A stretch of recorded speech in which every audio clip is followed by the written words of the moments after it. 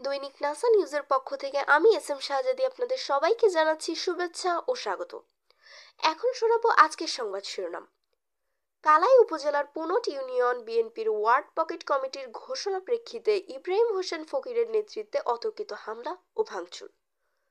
জয়পুরহাটের কালাই থেকে মোহাম্মদ গোফফার হোসাইনের পাঠানো তথ্য ও ভিডিও চিত্রে এখন দেখাবো খবরের বাকি অংশ।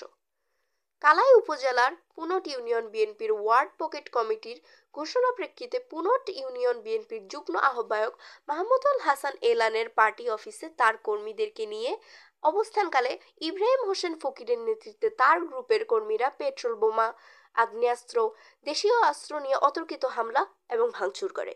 এতে করে প্রশাসনের ১৪৪ ধারা জারি হয়।